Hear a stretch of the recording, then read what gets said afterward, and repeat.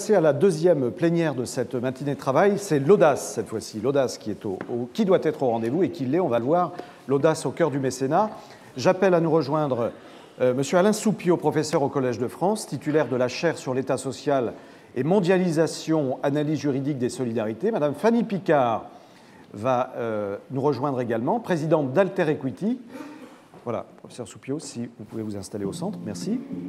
Madame Picard, donc Alter Equity, investisseur très engagé, on va le voir, dans le capitalisme responsable et le développement durable. Merci Madame de nous rejoindre. David Sussman est avec nous également, créateur de Seafoodia, qui est spécialisé dans la distribution et la vente de produits de la mer à l'échelle mondiale. On va voir quels sont les enjeux même qu'implique tout cela en termes de recherche. Et Thierry Petit également, Thierry Petit qui est cofondateur, coprésident de showroomprivé.com, que je ne présente plus, acteur européen de la vente événementielle en ligne. Alors une nouvelle génération de mécènes s'invite aujourd'hui dans les sciences, la culture, les sujets sociétaux. On en a parlé avec nos précédents intervenants.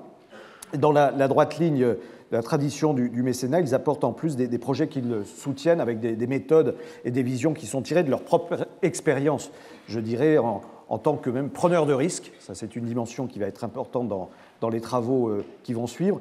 Le risque est un mot qui fait un petit peu peur aujourd'hui en France, sauf aux vrais entrepreneurs et aux vrais mécènes qui ciblent bien les problématiques. Alors, qui sont ces entrepreneurs visionnaires? À quoi ressemble cette nouvelle génération?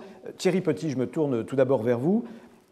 Showroomprivé.com, alors ce n'est qu'une de vos créations. Vous avez, je crois, 20 ans d'expérience dans la création de start-up. On ne va pas toutes les citer. Vous êtes d'ailleurs classé parmi les premiers business angels les plus actifs de France.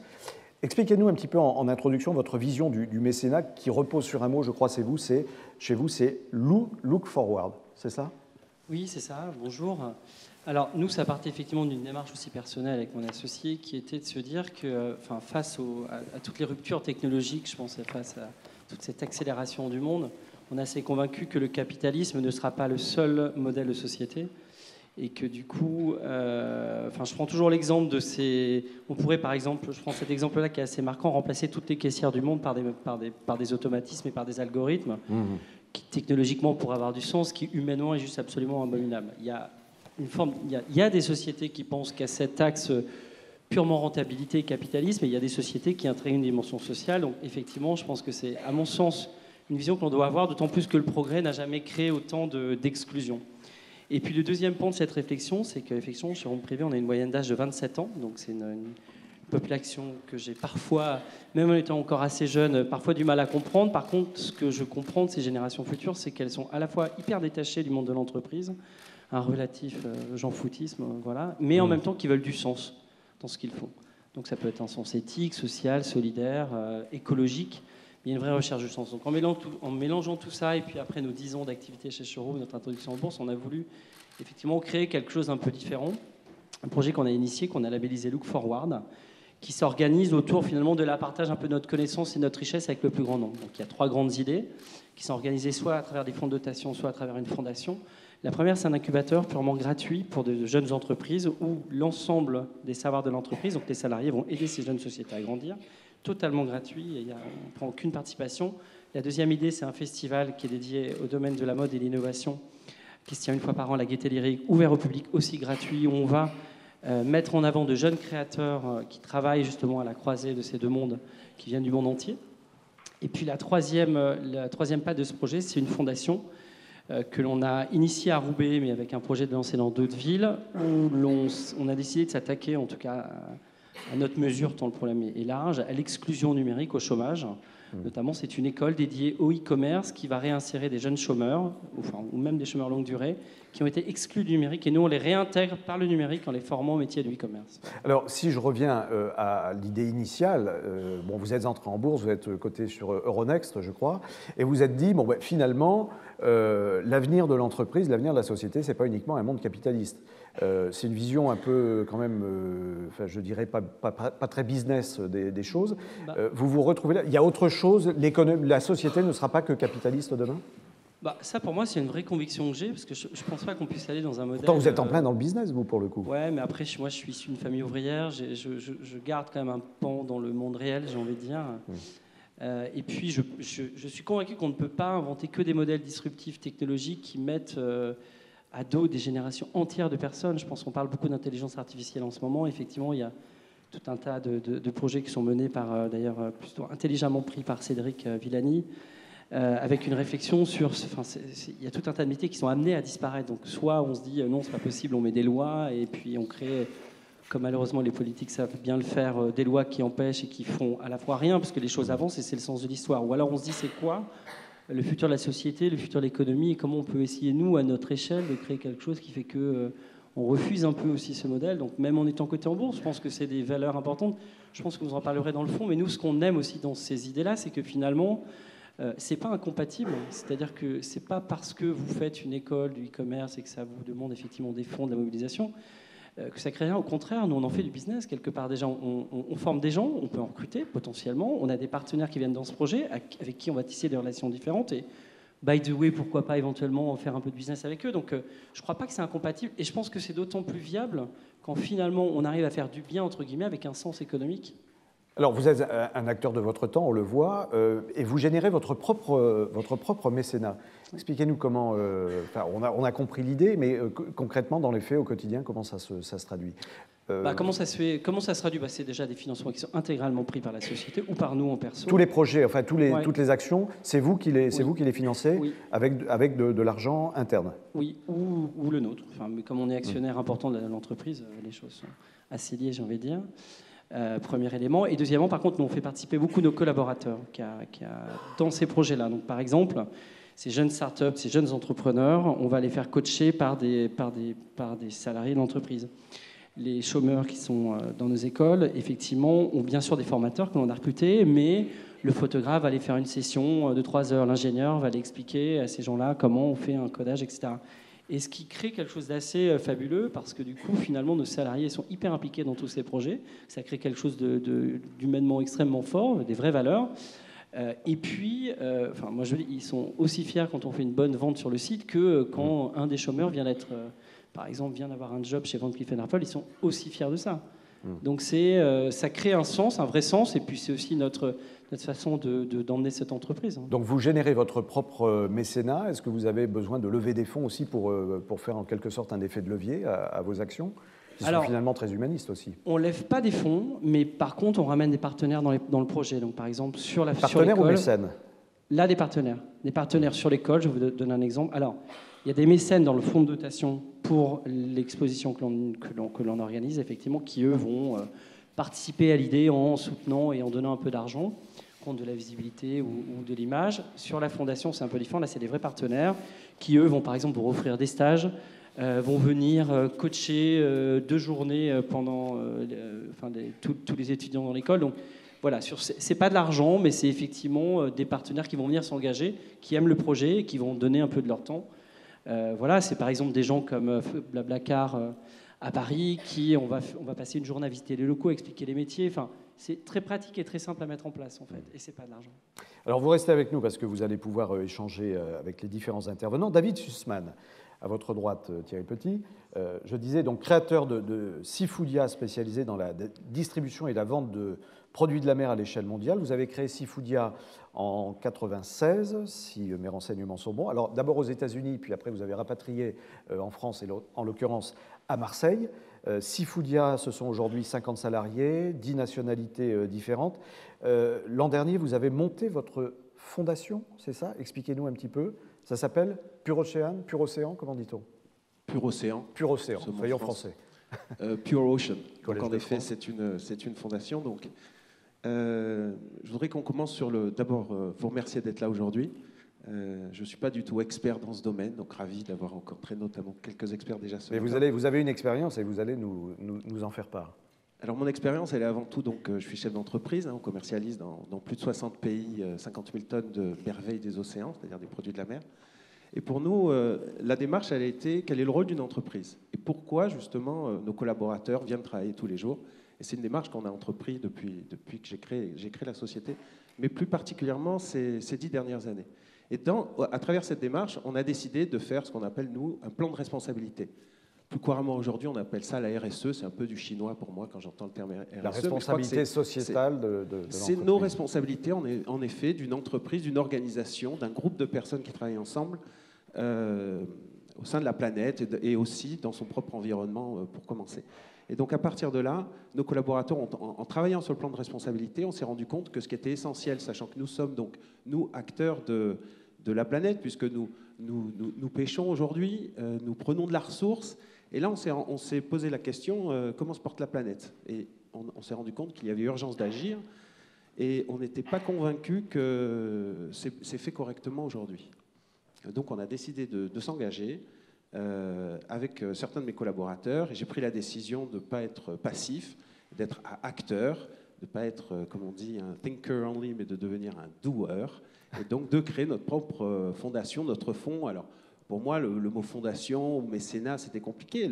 L'objet, c'est quoi? C'est dire, on va se retrouver au sein d'une filière, la filière des produits de la mer. On va essayer de travailler ensemble, on va lever de l'argent le plus possible. Et je ne veux pas entendre le terme retour sur investissement, mais j'aimerais qu'on revienne là-dessus, parce qu'il n'y a pas de retour sur investissement, et Dieu sait si j'emploie ce terme quasiment toute la journée, mais pas quand nous devenons justement mécènes. Là, c'est un autre axe. On peut donner pour faire avancer les choses sur la planète et ne pas avoir de retour sur investissement. Et je le clame, et je pense que mon ami à côté est tout à fait d'accord avec moi. Donc, on a décidé de s'impliquer. Et vos objectifs, on les a bien compris, mais concrètement, ça se traduit par quoi? Sur quoi vous allez travailler avec Pure Océan? Alors, concrètement, c'est 1 million d'euros cette année.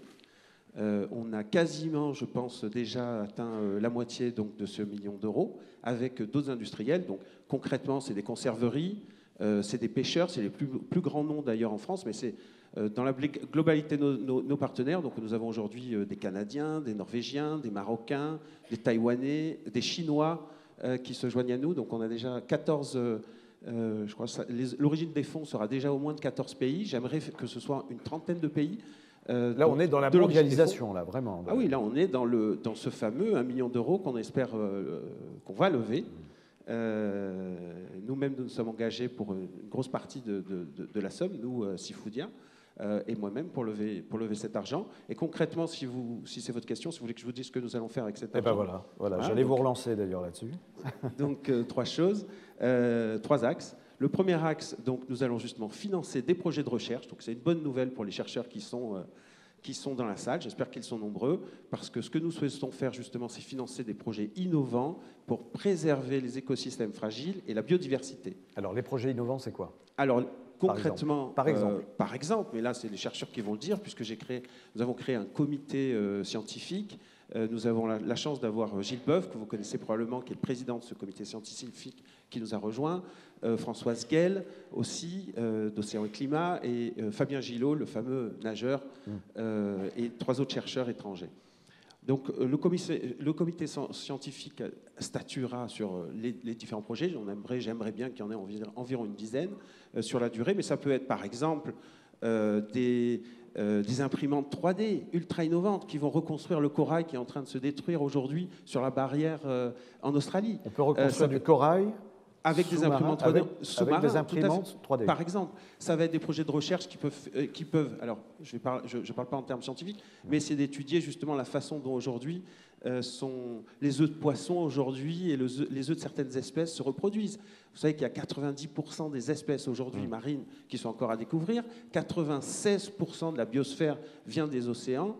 Donc tout ce monde-là aujourd'hui est absolument méconnu, même si la France est, comme vous le savez peut-être, numéro 1 dans le monde, puisque nous avons plus de 400 chercheurs en France qui travaillent dans le domaine des océans. Alors, David Sussman, on ne peut pas détailler tous vos projets, vous aurez l'occasion d'ailleurs d'en reparler. Je crois que c'est une annonce quand même importante que vous nous faites aujourd'hui. Mécénat, audace, pour vous, l'audace c'est quoi finalement? C'est prendre des risques? Parce que là, vous en prenez des risques. Est-ce que vous êtes sûr d'avoir les mécènes, les bons partenaires au bon moment pour mener tout ça à bien? Sans risque, il n'y a pas d'action. Écoutez, vous avez parlé de risques. Je crois qu'on prend des risques tous les jours quand on est un entrepreneur. À partir du moment où vous créez une entreprise, Là, vous prenez véritablement des risques, vous avez des cautions personnelles qui sont données, vous risquez de tout perdre, enfin, les choses peuvent être très compliquées quand vous êtes entrepreneur, et en 20 ans, pour arriver au niveau où nous sommes aujourd'hui, c'est une entreprise qui réalise environ 115 millions d'euros de chiffre d'affaires. J'ai eu énormément de bas, mais plus de hauts que de bas. Donc nous sommes encore là aujourd'hui. Mais être chef d'entreprise, c'était très compliqué, mais comme vous, tous les jours, nous avons des hauts et nous avons des bas. Là, je crois que ce n'est pas le domaine du risque. C'est-à-dire que lorsqu'on fait du mécénat, c'est du plaisir pour moi. Je ne vois pas... D'accord, on peut parler d'audace, je crois qu'il faut oser. Moi, j'aimerais que tous les chefs d'entreprise, au même temps... moi, j'ai 3 choses dont je suis convaincu pour les entreprises. 1, c'est que nous devons mettre en place de l'intéressement. Et nous devons co-construire avec nos collaborateurs une façon de travailler. Ça, c'est l'axe numéro 1. Et 2, je pense que toutes les entreprises doivent aussi avoir des actions, entre guillemets, de mécénat. Je crois que les entreprises... J'ai aimé ce que Chouinard disait sur le thème du 1% pour la planète, ou du 10% du résultat qui pourrait être versé à des actions de mécénat. J'aime ce principe-là, au même titre que j'aime qu'on dise 10 à 25% du résultat d'une entreprise peut partir à l'intéressement sur des collaborateurs. J'aime ces notions-là, et je pense que tout le monde devrait le faire. Alors après, il est vrai qu'en France, c'est compliqué, la fiscalité doit évoluer. Vous devez, messieurs, repenser ça pour que justement il y ait plus d'entrepreneurs, plus de personnes comme moi aujourd'hui qui s'engagent, parce que je pense que le triptyque essentiel, c'est l'État, la société civile et les entreprises. Ça viendra de gens comme nous qui sont plus rapides que l'État, qui sont plus rapides pour pouvoir lancer ces projets. Et comme Fanny, je pense, en parlera dans quelques minutes. Vous voulez dire, donc, enfin le message est clair, c'est que tout le monde peut créer sa fondation aujourd'hui, PME, TPE, on peut le faire à condition d'avoir la volonté de vouloir risquer? Alors je crois que tout le monde doit créer ou doit avoir une action de toute façon, mais c'est tout à fait.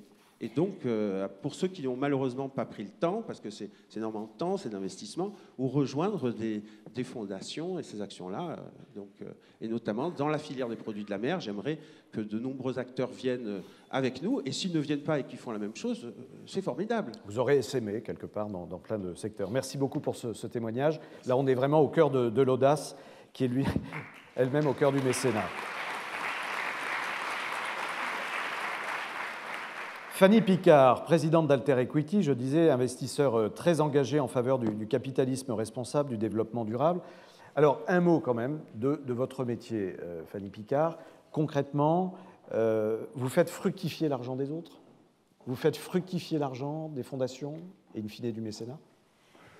Oui, nous sommes un fonds d'investissement dans des entreprises non cotées en capital développement, ce qui signifie que nous apportons des fonds à des entreprises, des petites entreprises en très forte croissance et qui ont besoin de fonds pour financer leur développement, pour financer leurs innovations, pour financer leur recrutement. Alors, ceci étant, la raison pour laquelle vous l'avez invité aujourd'hui, et je remercie Admical, et je vous remercie d'ailleurs toutes et tous d'être si nombreux ce matin pour venir nous écouter, c'est parce que, et comme vous le rappeliez, merci, nous sommes un fonds très particulier puisque nous nous sommes fixés pour objectif non seulement de satisfaire nos souscripteurs en rémunérant les fonds qu'ils nous apportent d'une manière alignée avec le niveau de risque qui est le leur en investissant chez nous, mais le tout en soutenant le bien commun, l'intérêt général. Alors, comment faisons-nous? Nous investissons dans des entreprises qui, par leur activité, sont utiles aux personnes, d'une part, ou à l'environnement, d'autre part. Aux personnes parce que ce sont des activités qui permettent un développement intellectuel ou du bien-être ou de la dignité des personnes. Et à l'environnement parce que ce sont des activités qui permettent de soutenir la transition énergétique, d'éviter des pollutions, de préserver la biodiversité, etc. Par exemple, nous avons investi dans une entreprise qui a développé un logiciel d'écopilotage des avions qui permet d'économiser 2 à 5% du kérosène par vol. C'est une technologie de big data très sophistiquée. Nous avons investi dans une entreprise d'efficacité énergétique des bâtiments qui permet d'économiser environ 20% de l'énergie consommée dans des bâtiments. Nous avons investi... alors ça, c'est dans le domaine environnemental. Toujours dans le domaine environnemental, je ne vais pas vous parler de toutes nos participations, nous en avons une dizaine aujourd'hui. Encore une seule. Alors, encore une seule. Alors, deux. Deux, allez-y. Nous avons investi dans une société qui s'appelle Nino Robotics, qui a été développée par un monsieur qui a perdu l'usage de ses jambes dans un accident de plongée et qui a fabriqué le fauteuil dont il rêvait. et il a voulu fabriquer l'iPad du fauteuil pour personnes handicapées, en ce sens que c'est d'abord un très très bel objet, ce qui change complètement la relation de la personne handicapée à son fauteuil et le regard des autres personnes sur la personne handicapée.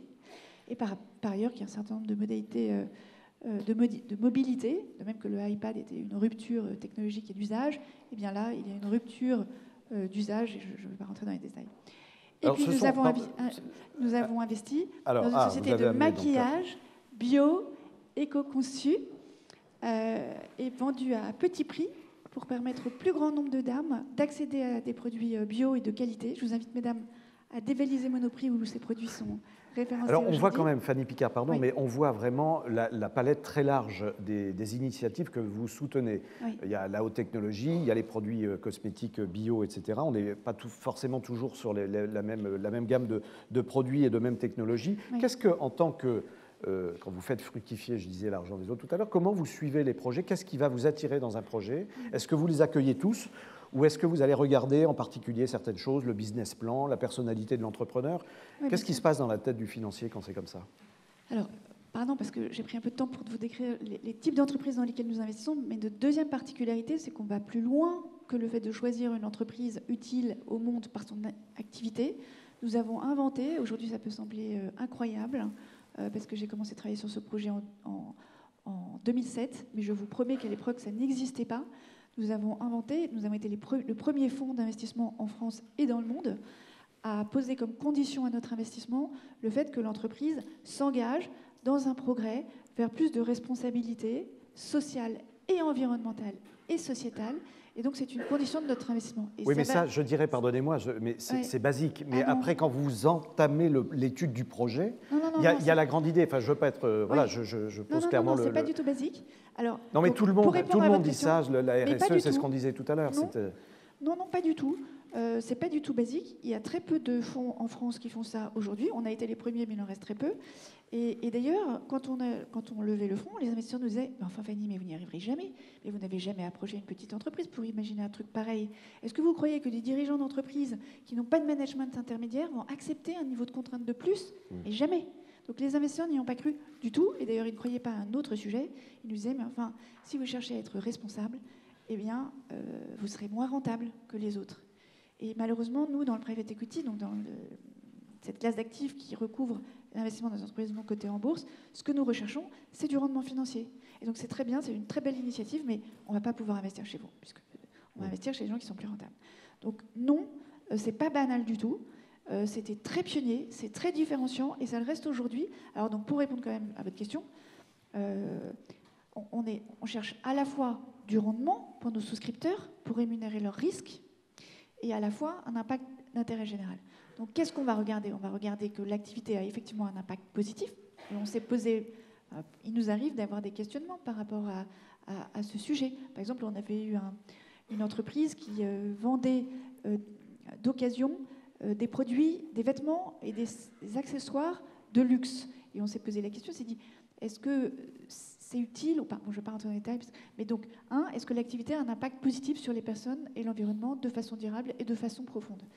2, est-ce que l'entrepreneur accepte de s'engager dans ce plan de responsabilité sociale et environnementale qui conditionne sa rémunération variable chez nous et conditionne d'autres éléments financiers? Je ne vais pas entrer dans des éléments techniques. Mais dans l'esprit de l'investisseur... Donc ça, c'est la dimension intérêt général.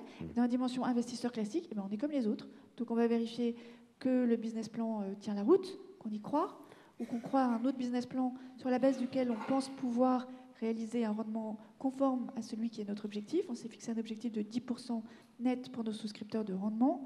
Et vous avez de plus en plus, vous constatez de plus en plus de personnes qui vous suivent, de financiers qui vous suivent dans ces initiatives. Oui. Il y a eu un déclic à un moment ou un autre qui se sont dit, là, le mécénat, on y va? Alors, ce n'est pas du mécénat, mais du point de vue de l'investissement responsable, le monde a changé. C'est-à-dire que, comme je le disais tout à l'heure, moi j'ai mis pratiquement 7 ans à lever mon fonds. C'est dément.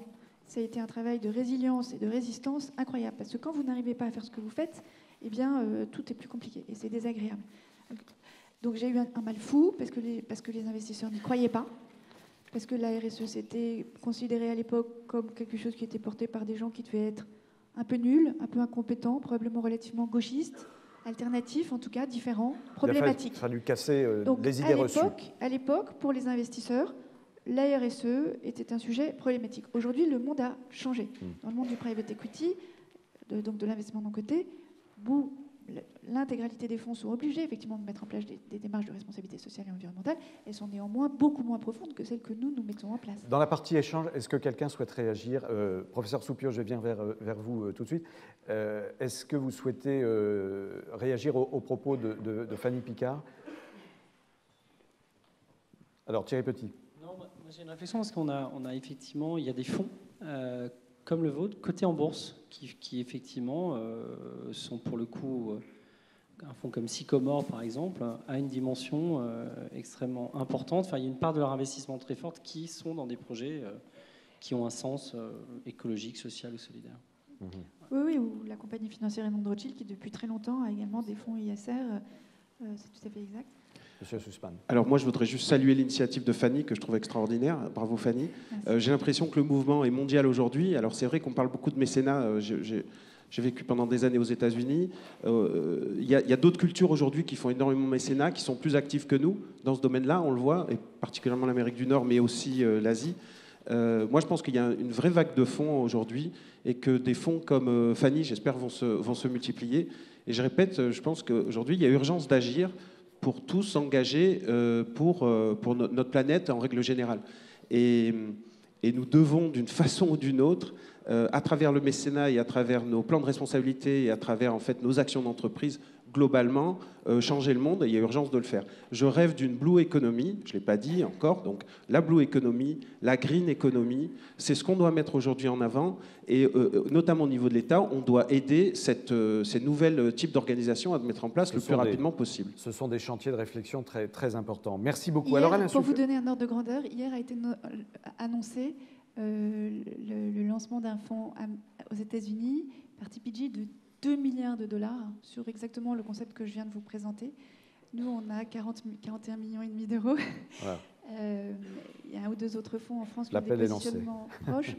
Mais ça illustre ce que vient de dire David et aussi le fait qu'en France, malheureusement, on n'arrive pas à déployer le même type de volume d'actifs sur ces sujets encore. Alors, Alain Suppiot, je disais professeur au Collège de France, vous êtes monsieur titulaire de la chaire sur l'État social et mondialisation, analyse juridique des solidarités. Votre regard, votre perception de ce que vous venez d'entendre, vous êtes chercheur, enfin, vous êtes, je dirais, le chercheur, vous avez les investisseurs autour de vous. Qu'est-ce qui ressort finalement pour vous de cette discussion? D'abord, je l'entends un peu en juriste, puisque je suis juriste, et je vois avec intérêt réapparaître cette question des fondations, qui, dans l'ancien droit, ça s'appelait les piae causes, et c'était les œuvres pieuses. Et dans le cas français, la Révolution française a marqué un tournant, puisqu'on a considéré que l'État avait le monopole de l'intérêt général, et s'est institué cette culture qui fait que tout ce qui concerne le soutien de missions d'intérêt général, on considère que c'est le boulot de l'État. Les évolutions étaient différentes dans d'autres pays, comme l'Allemagne, l'Italie ou l'Angleterre, où il y a eu une vraie culture de fondation qui a duré. Alors on voit réapparaître en France des modèles, mais qui sont un peu flottants entre le branding, le partenariat ou le véritable soutien. Il y a de ce point de vue des risques évidents à une montée en puissance du financement de la recherche par des acteurs privés, qui a été bien pointé, par exemple dans le cas de l'OMS, il y a eu des rapports, puisque normalement les intérêts stratégiques de la recherche sont définis par des procédures démocratiques. À partir du moment où vous avez des fondations qui définissent quelles sont les priorités, il y a un décalage qui s'opère, et il y a aussi les risques qui sont liés aux conflits d'intérêts qui ont été évoqués déjà et dont nous avons presque tous les jours un certain nombre de témoignages. Donc le chemin est complexe.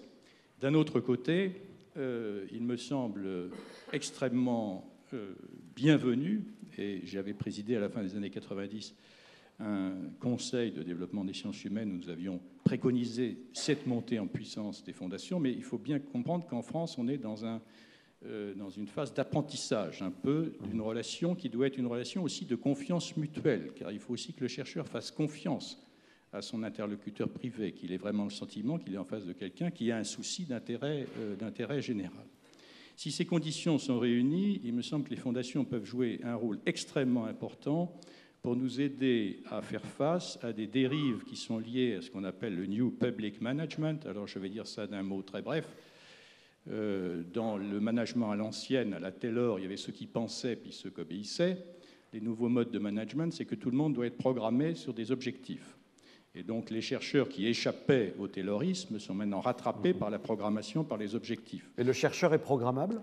Alors, à mon avis, les grands chercheurs, j'en ai rencontré quelques-uns dans ma vie, sont absolument improgrammables. C'est là que surgissent un certain nombre de problèmes. Je n'imagine pas une seconde que Bourdieu, Foucault ou Jean-Pierre Vernant, qui ont illustré cette maison, auraient pu faire leur œuvre si on leur avait sans cesse dit qu'il fallait déposer des projets, ramener de l'argent, etc. Ils avaient du temps et la liberté. Bon. Alors, aujourd'hui, le développement, le fait que la dépense publique s'exprime principalement sur le mode du programme, alors c'est vrai de l'Europe, et c'est vrai en plus maintenant aussi au niveau national. On dit on ne veut plus financer que des projets, on ne veut plus financer les institutions. Mais si vous n'avez plus d'institutions, ça devient difficile de mener à bien des projets de recherche. Vous comprenez ce que je veux dire? Bon. Donc c'est là que les fondations, si elles sont réellement dans une démarche, moi j'ai eu beaucoup de contacts avec des fondations allemandes, j'ai créé en France la première fondation qui est dédiée à des questions de sciences humaines depuis celle qui avait été créée, la Fondation Maison des Sciences de l'Homme, grâce à Fernand Braudel, et c'était la Fondation Ford qui avait à l'époque donné un financement. Donc j'ai une certaine expérience pratique aussi de ce rapport et de ce que cela implique. Alors ça suppose effectivement de ne pas considérer la recherche sur le mode du problem solving, c'est-à-dire je mets une pièce dans le distributeur et puis je vais avoir la réponse, et de considérer la recherche d'abord comme, vous disiez, il y a un risque. Oui, il y a un risque. C'est-à-dire, si on vous demande au départ de la recherche de dire quel va être le résultat, ce qui est la pente lourde de la programmation, rien de neuf ne pourra advenir. Donc il faut créer les conditions pour que quelque chose de neuf puisse advenir. Et il me semble que sur ce domaine, si vous voulez, des partenaires privés sincères peuvent jouer un rôle extrêmement utile pour préserver notre capacité de recherche contre ce risque d'instrumentalisation managériale qui pèse sur elle actuellement. Justement, professeur Suppiot, dans cette problématique, est-ce qu'on peut imaginer, et comment l'imaginez-vous, d'un point de vue personnel, enfin avec l'aspect juridique, etc., légal, le rôle de fondation, le nouveau rôle de fondation pour oxygéner la recherche? Quelles sont les pistes de réflexion? Quels sont les outils disponibles finalement? Je dois vous faire part d'une certaine mélancolie tirée de mon expérience. J'ai créé, donc, il y a un peu plus de 10 ans, une fondation qui est au soutien d'un institut d'études avancées. Alors, je rappelle que les instituts d'études avancées, le premier créé, c'est Princeton. Ce sont ces structures qui ont permis l'accueil des savants réfugiés d'Europe auxquels on ne demandait pas de programme. On disait, vous êtes Einstein, on vous donne les moyens de travailler, et vous allez pouvoir travailler au milieu d'autres personnes qui, pendant un an, sont libérées de toute obligation, de tout programme, pour mener à bien ce qu'ils ont en tête. C'est-à-dire, ça correspond, si vous voulez, il y a deux façons de concevoir la façon de faire travailler les êtres humains. Il y a la culture du jardinier et du berger. Le berger, il a des bâtons, du fil de fer barbelé, donc vous exercez une contrainte extérieure sur la bête pour l'amener, d'où vient le mot gouvernement aussi, gouvernail, la pêche, c'est la même histoire. La culture du jardinier, elle n'est pas moins exigeante, mais c'est une action indirecte. Vous créez les conditions pour que la plante pousse. Il faut permettre l'expression du génie propre de la plante. Alors, à mon sens, la recherche fondamentale requiert cette culture de jardinier. Et les instituts d'études avancées représentent cette culture. Alors, si je vous parlais de ma mélancolie, c'est que nous avons créé cette fondation grâce à un soutien des collectivités locales et d'une grande entreprise, à laquelle donc je reste très redevable, parce qu'on n'aurait jamais pu avoir cette initiative dans le cas de la machinerie de la recherche française telle que je vous l'ai décrite tout à l'heure. Et en moins de 10 ans, cette fondation a été reconnue dans un petit club qui s'appelle Somme Institute for Advanced Studies, où il y a ces grands instituts, Princeton, Harvard, Stanford, Jérusalem, Berlin, Et ils se sont dit, tiens, il se crée ce genre d'institution en France. Ils ont fait une enquête, ils ont regardé, ils ont dit, ben, vous correspondez à notre modèle parce que justement, vous n'êtes pas dans la programmation ou simplement le service aux communes, à toutes ces grosses structures que met en place à ce moment-là la recherche publique. Donc nous avons obtenu en moins de 10 ans... Vous avez levé des fonds à cette occasion? On a obtenu en moins de 10 ans le meilleur succès qu'on puisse imaginer, mais nous sommes totalement atypiques. Nous n'avons aucune place. Vous savez, l'administration de la recherche, c'est comme une grosse commode anglaise, il faut rentrer dans un tiroir. Donc si vous n'entrez pas dans un tiroir, vous embarrassez, parce qu'on ne peut pas vous dire ce que vous faites n'est pas intéressant, mais on ne sait pas où vous mettre. Alors je suis face à ce problème en ce moment. Donc je m'interroge sur la survie, parce que alors, on a des soutiens de fondations allemandes, par exemple. Parce que s'ajoute à cela un autre problème, c'est que l'engagement dans la fondation de recherche en France se fait quand même massivement sur les recherches dites en sciences exactes. La question des sciences humaines, je ne pense pas qu'il y ait un engagement massif à ce jour. Or, je considère qu'il y a là des enjeux stratégiques pour le pays qui ne sont pas moins grands. La compréhension de la diversité des cultures, des langues, de leur profondeur historique, si vous prenez une carte qui va de la Mauritanie jusqu'à l'Afghanistan, en passant par la Centrafrique, le Proche-Orient, etc., on est dans une situation quand même où ça ne va pas fort.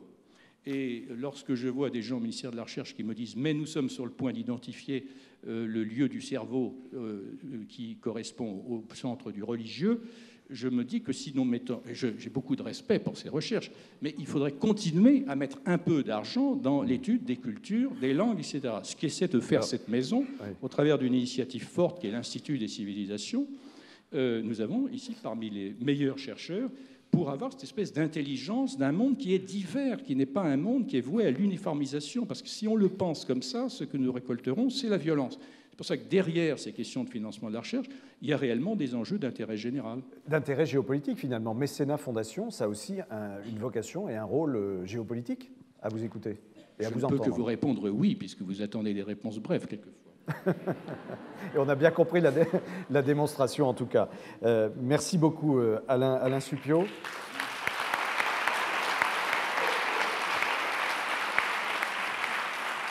Juste un mot. On n'a pas parlé de l'Europe. Est-ce que l'Europe peut avoir son rôle là-dedans? Parce qu'on parle des grands ensembles globalisés. Est-ce que l'Europe peut permettre d'avancer sur cette question, justement, géopolitique, mais à travers fondations, mécénat, etc. Bon, l'Europe, on attend beaucoup des financements européens, mais la définition qui est donnée des missions recherche de l'Europe dans les traités, si vous regardez les textes, excusez-moi, en tant que juriste, elle est purement instrumentale. Donc, elle est liée à développer la compétitivité. Donc, c'est une recherche finalisée. Ce qui n'est pas choquant en soi, si les États continuent d'avoir une politique de soutien à la recherche fondamentale, parce que là, il y a une complémentarité entre les deux. Le malheur vient de ce que la politique française a consisté à dupliquer le modèle européen de recherche instrumentalisée, d'où la baisse des dotations de base en particulier, qui pose un problème. C'est un point qui a été évoqué tout à l'heure, je ne sais plus si c'est par Marc Fontcave ou par Alain Prochian, mais c'est que souvent les mécénats disent « bon, nous voulons un truc extrêmement ciblé, mais nous ne voulons jamais financer de fonctionnement ». Alors ça pose un problème, parce qu'on a besoin d'une liberté et d'un lien de confiance, en disant on vous fait confiance, on verra les résultats ensuite, mais il ne faut pas projeter sur ces financements la logique managériale que j'évoquais tout à l'heure. Et c'est une dimension très importante. Est-ce que vous souhaitez réagir Thierry Petit, non? Monsieur Sussman, sur la dimension internationale qui est très importante. Et là, on a vu l'implication. Merci beaucoup à tous les quatre. Merci, madame.